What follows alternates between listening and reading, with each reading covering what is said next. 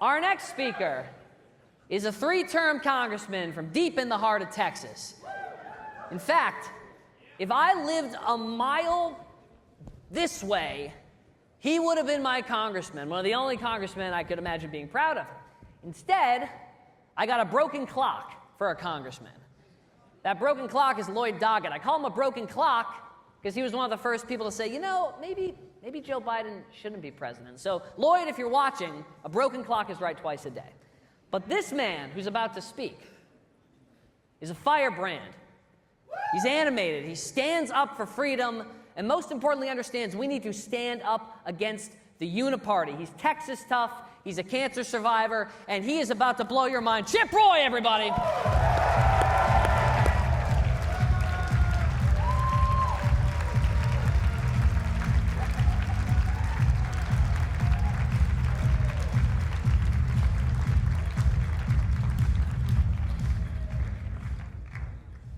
Well, good evening, Orlando. How are y'all doing? Sounds like you're doing pretty well. You know, I always tell my staff, I said, never make me follow really good speakers. And again, they put me in right after Tulsi, and I'm like, come on. But you know, I'm honored to be here. It's been tough. Last few years, I've wanted to come and speak at YIL, and we've always had something conflicting with it back up in DC. But I was able to get down this time, and it's great to do it. You know, I think that we should start in the immortal words of Ron Swanson.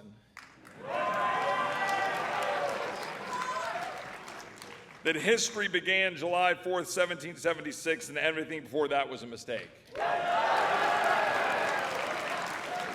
Or, for example, capitalism is the only way. It makes America great, England okay, and France terrible. Or the whole point of this country is if you want to eat garbage, balloon to 600 pounds, die of a heart attack at 43, you can. You're free to do so. Or infamously when he taught the young girl that why government matters, and the answer, it doesn't. Apparently there's a few Ron Swanson fans here. You guys are here because you love liberty. But what does that mean? Tulsi gave a definition. Most of us would acknowledge, similarly to what she said, that it certainly means being able to exercise our God-given inalienable rights, provided they don't intrude upon the ability of others to exercise those rights. And I'm confident most of us would agree it means keeping government the hell out of our lives. But I want to suggest to you guys a slightly different twist, and that's the notion of independence. And not independence from Britain, famously declared in the Declaration, but independence as free men. We must choose independence over dependence, the kind of grit that led our forefathers into the desolate wilderness, as the Wall Street Journal editorializes every year on Thanksgiving week. They went out in the desolate wilderness to chart a path. My great-great-grandparents moved out to Texas, into Comanche country, and lived in the middle of the hill country in the 1870s. My great-great-grandfather was a Texas Ranger. There was no Walmart to go grab a box fan or an air conditioning unit. You didn't go down the street to go buy a big gulp. I mean, you had to figure out how to live. And you weren't looking at government to figure out how to provide for you. Now, I've been binge watching a lot of the show Yellowstone recently.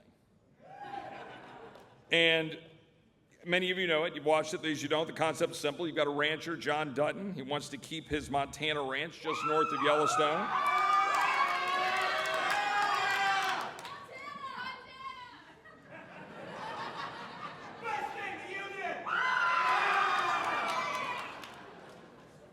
Very, very far north Texas. But it's getting really hard for him because taxes and paper-pushing private equity firms are trying to take his ranch. Now, he could make tens of millions of dollars if he sold it, but he refuses, right? My point is that it's real.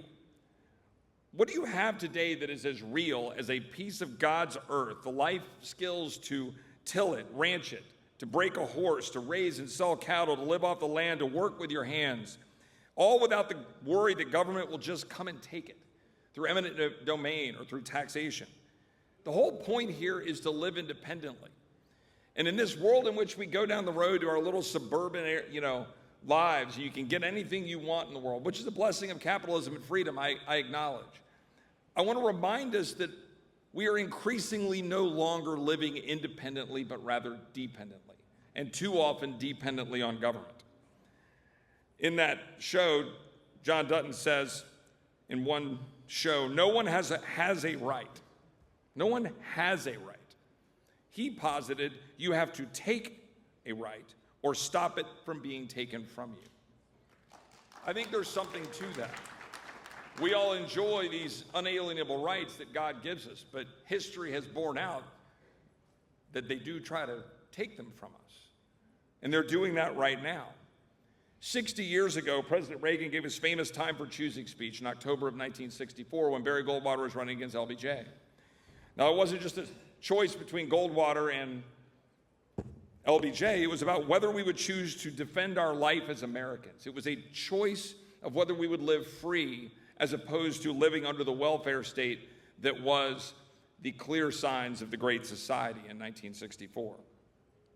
Would we choose the siren song of welfare and government-funded programs that surely bind us with the chains of servitude? We talk a big game about freedom. We get mad about the FBI, and we get mad about the tyranny of the state and FISA and all the things that I know would fire you up that I could sit here and just light the fire. But the reason those bureaucrats can do that to you is because we're wards of the state. We have been walking around with our hands out. In Medicare and Social Security, we've been walking out with our hands out for child tax credit. We walk around with our hands out for COVID bailouts. We walk around with our hands out right here in Florida for disaster relief every year. And as a result, you have $35 trillion of debt hung around your necks. You have a dollar getting destroyed. And you have a complete and utter loss of freedom because the generation before yours, maybe the two generations before yours, sold away your birthright for the easy path. That's what happened. The national debt in 1964 was $311 billion. That's about $2.5 trillion adjusted for inflation. $2.5 trillion versus $35 trillion. Reagan was talking about $17 million a day in deficit spending. It's about $10 billion per day now. And I agree with you on foreign aid, totally. But it wouldn't dent, and I'm for it, but it wouldn't dent what I'm talking about. It would help, and we should do it. In 1964, the average home cost was $18,900. That's $192,000 adjusted for inflation. The median house today is almost $30,000. Most of you are out there wondering whether you can achieve the American dream or whether you can own a house. Why? Because the Washington, D.C.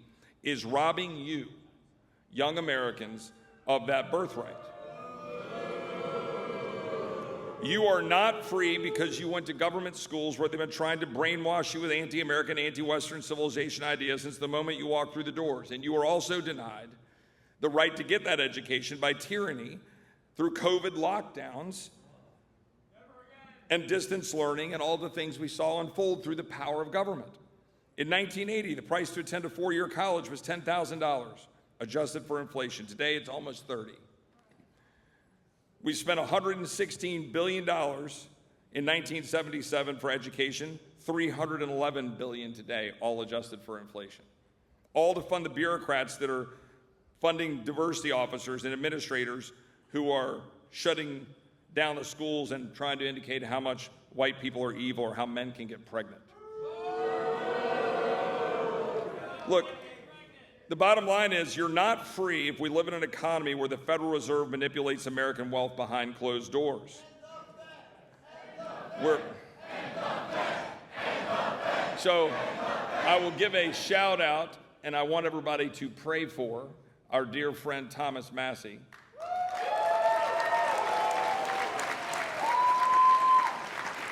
Many of you are probably aware he lost his wonderful wife, who I got to know just less than a month ago. And he's back in Kentucky now. And I'm a proud co-sponsor of his bill to end the Fed, to get rid of I'm a proud co-sponsor of his bill to get rid of the Department of Education. I'm a proud co-sponsor of his bill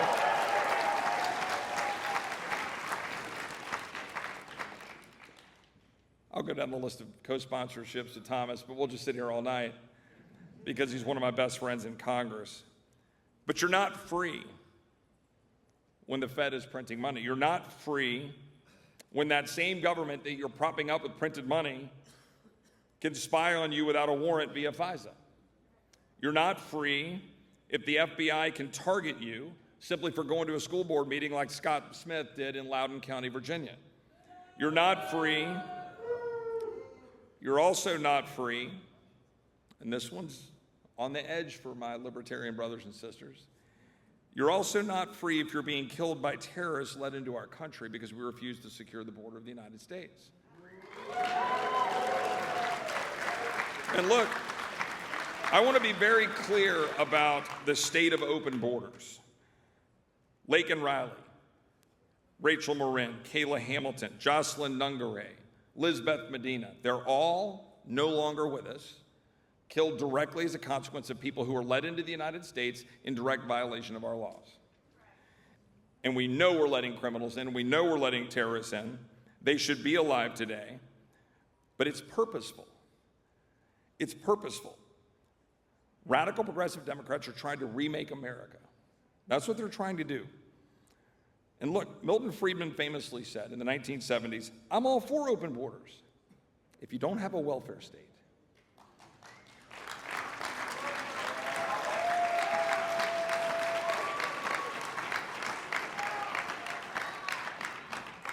The fact is, the radical progressive Democrats today are actively working to remake America, and the sad thing is that self-described conservatives have chosen to let them succeed for far too long.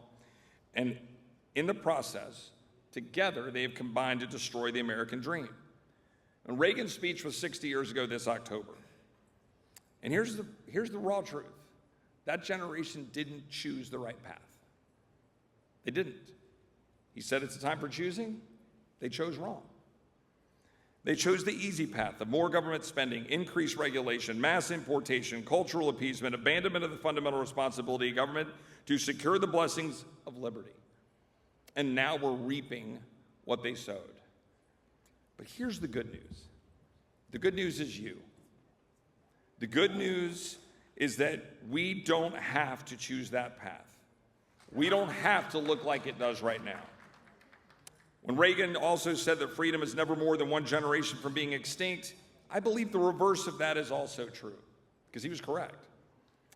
Americans are also never more than one generation away from reclaiming freedom, the prosperity it provides, and the national greatness that flows from embracing it.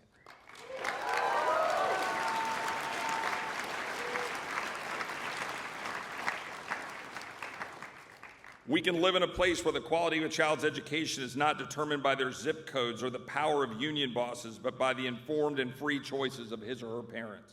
We can live in a country where colleges focus on education instead of indoctrination, and where they don't saddle students and taxpayers with mountains of debt in the process. We can live in a world where health care is actually made affordable and you can go to the doctor of your choice and it's not dictated to you by a government bureaucrat or the crony insurance corporations that's been enriched on the back of government cronyism, and where innovation and price transparency and freedom drive down the cost of health care. We can have a country where a high school graduate can learn a simple trade and a young man and woman can marry. Yes, a young man and woman can marry and feed and care for their family and actually put away money for a down payment on a house, all without reliance upon government, all without tax credits, but simply personal responsibility and hard work. We used to call what I just described the American dream. We still can. We can have a country in which you raise a family according to the truths given to us by a loving God and words given us by the author of creation, and not have to worry about getting targeted by a weaponized government for doing so. We can have a job market that serves American citizens and legal workers, and we can have elections that we trust because we demand that only citizens vote in elections in the United States. We can live in a country where our borders are secure, our streets are safe, and we're free from dangerous narcotics like fentanyl pouring into our streets. We can restore peace through strength by having a strong but sparingly used military. And I believe very much, and this is an important point, I believe very much in peace through strength. I believe very much in having a strong, unequaled military so that we can, in fact, be feared as we use that power appropriately and responsibly. But you have to avoid endless, drawn-out conflicts, and you have to stop using our military to go around and police the world. That's not what a great country does. A great country...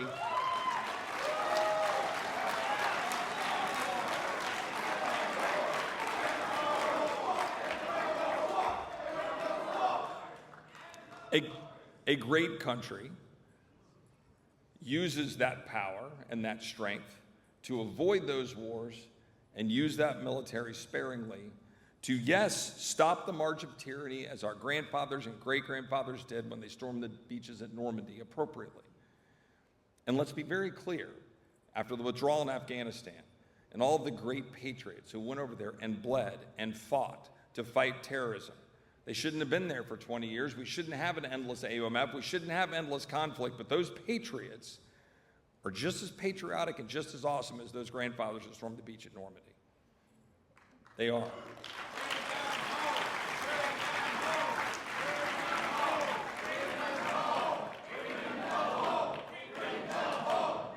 We can return to the simple idea that we are all created equal, but there are no guaranteed outcomes. We should be judged by the content of our character, not the color of our skin. That government doesn't exist to divide us by race, but to unite us by our common interests as Americans in one simple goal, the revival of the American dream. You are going to revive that American dream. You are going to work with the OG Reagan generation from the 1980s that came up under Reagan, Generation X, and we're going to revive that American dream together. We have a duty to do it. Because of all of those, I went out to Arlington National Cemetery and took my daughter out there 2 weeks ago. 400 and something thousand tombstones in Arlington National Cemetery. They fought so we could make this choice. 1964 was a time for choosing. They chose the wrong path. We can choose the right one in 2024. Our country turns 250 years old in less than 2 years. What are we going to do to celebrate this country turning 250 years old? I believe it will require sacrifice. It will require waking up with purpose. It will require turning down the comforts propped up now for too long. You will have to say no. The most powerful and effective weapon for freedom ever devised. Say no to the repeatedly proven false premise that government can provide for you. It cannot. In the very first essay, the Federalist Papers, Alexander Hamilton put it in stark and direct terms. Quote, "It seems to have been preserved to the people of this country by their conduct and example to decide the important question, whether societies of men are really capable or not of establishing good government from reflection and choice, or whether they are forever destined to depend for their political constitutions on accident and force. We can fight now for the policies and ideas based on freedom that will make us better off and more prosperous right now. And those are good things, but we have a greater responsibility before us. You cannot be free if your government owns you. You can, must, and choose to reject the chains of welfare and the false promise of statism. Government, as Reagan said, is not the solution, it is the problem. We cannot print, we cannot borrow, we cannot spend our way to true prosperity by promising that government will care for you. For it will be the same government that shuts you down, the same government that will shut you down for a pandemic, for a radical climate agenda, and for false notions of so-called equity, and inclusion. The American dream depends on the achievement of the American spirit unshackled by government. You can only be free if you are willing to struggle, suffer, and live with risk. You are not free if you wish to choose someone else's promise that you will be comfortable. We have less than 2 years until this country turns 250. The Scottish historian Alexander Fraser Tytler is famous for his observation that democracies and republics don't tend to last very long. He said, quote, "The average age of the world's greatest civilizations has been 200 years. These nations have progressed through this sequence, from bondage to spiritual faith, from spiritual faith to great courage, from courage to liberty, from liberty to abundance, from abundance to selfishness, from selfishness to apathy, from apathy to dependence, and from dependence back into bondage. If you listen to that warning and you look around at what this country has been doing for the last several decades and what the Washington Uniparty is up to right now, it doesn't sound good, but it doesn't have to be our destiny. The Minutemen at Lexington and Concord looked at the soldiers of the world's most powerful empire and they said no. King George was ignoring our calls to negotiate and compromise, and our forefathers stood up and they signed their death warrants, pledging their lives, their fortunes, in sacred honor. Our grandfathers stormed the beaches at Normandy. They didn't look at the cliffs and walk away. They didn't get to Bastogne and not sit in those foxholes. They did it for something bigger. They knew they put it all on the line because they knew that living free and putting that freedom towards a greater purpose was more important than anything they were risking. That spirit, just as much as any document they produced or self-evident truth they articulated, is our inheritance as Americans. Because we as a people are not as free as we should be. We're not as free as we need to be. And we're not as free as we have the right to be. And we as lovers of freedom need to declare, and this is my call right now for each and every one of you. You're here, you're part of YAL. You can carry the mantle. We need to declare our own new independence as we look ahead to 2026 to once again push back on all of the forces of tyranny, including in our own government in Washington, D.C., in the media, and corporate America, who want to destroy that freedom. We have a choice before us right now. That choice, for me, is freedom. Thank you all, and God bless.